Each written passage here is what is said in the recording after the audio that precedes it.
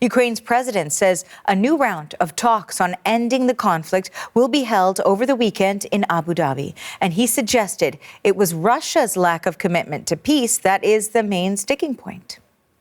Today we met with President Trump and our teams are working almost every day.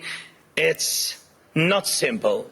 The documents aimed at ending this war are nearly ready, and that really matters.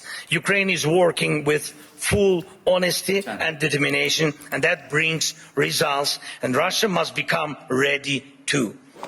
The meeting was good with And Zelenskyy met in Davos for more than an hour, and that was ahead of that speech. U.S. Special Envoy Steve Witkoff is heading to Moscow for meetings with the Russians.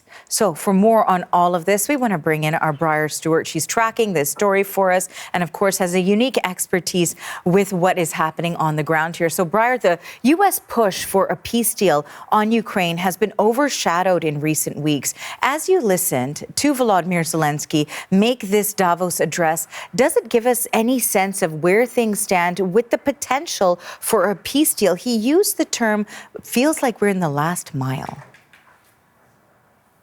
We have certainly seen a lot of optimistic talk, particularly from the Americans, who say that they believe an agreement is reasonably close. And yes, the subject of Ukraine and what's going on there really has been kind of out of the public eye in recent days because of everything that's going on with Greenland and everything else. But there have been negotiations that have been continuing. I think the question is, if there is some more momentum now, what makes it any different from the previous rounds of negotiations that there has been? Because there is still a lot of a big gap between Russia and Ukraine, because Russia is still determined to seize an even greater chunk of that country. Now, we heard from Zelenskyy at Davos, and he wasn't expected to go there originally because he was only going to go, he said, if there were documents that were ready to be signed related to security guarantees. So documents signed with the U.S. In his speech, he talked about how it was close, that these documents were nearly ready, but he spent a lot of time as he addressed the audience there really taking aim at Europe. And certainly Zelenskyy has been critical of Europe before, saying that European leaders have dragged their feet when it comes to supplying Ukraine with weapons. There's been many rounds of debate over what to do with Russia's frozen assets. But here he really put it in context. He kind of went after Europe, saying its response to all these threats over Greenland has been very weak. He talked about Venezuela. He said, look at all the things the U.S. has been able to do with Venezuela. You have Maduro currently in the U.S. about to stand trial. Why isn't Vladimir Putin in court standing trial? He talked about shadow tankers, oil tankers, and why has the U.S. been able to seize tankers off the coast of Venezuela, and why hasn't Europe really moved faster to do that as well? So there was a lot of pointed criticism. Here's some of his speech. We know what to do. If Russian warships are sailing freely around Greenland, Ukraine can help. We have the expertise and weapons to ensure not one of those ships remains. They can sink near Greenland just as they do near Crimea.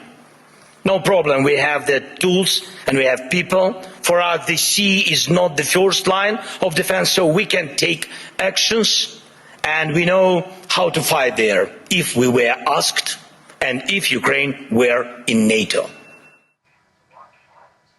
He was talking there, obviously, about Ukraine's unique experience. But as I said, he spent a lot of time criticizing Europe. He talked about how Europe was waiting for Donald Trump to essentially change his tactic. And Zelenskyy said, look, Trump won't change. Trump likes the way he is. And at one point, he even described Europe as basically being in this lost mindset.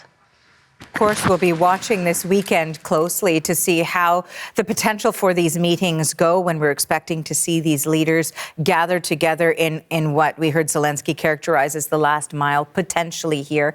To that end, though, how is this conflict carrying on right now? What is the state of the conflict and the state of the negotiations to end the war?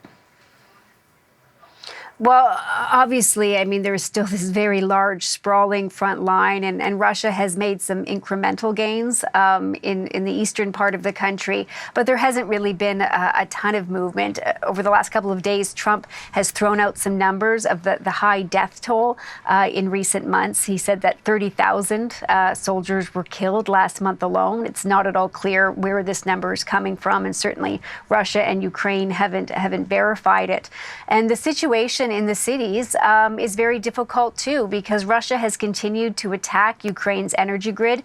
It's something that it does every winter, but this winter it's worse, not only because of the number of attacks, but because Ukraine has had a very long stretch of quite cold weather, temperatures below -17.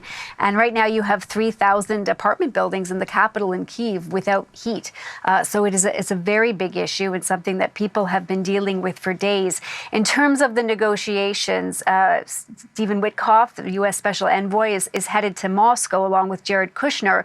And Witkoff had said that there's just really one issue that he thinks is left in terms of these negotiations.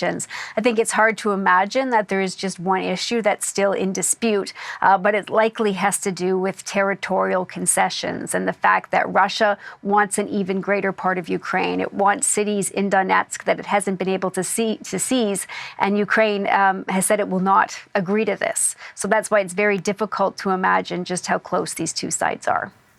Briar, thank you for this. That's the CBC's Briar Stewart reporting from London.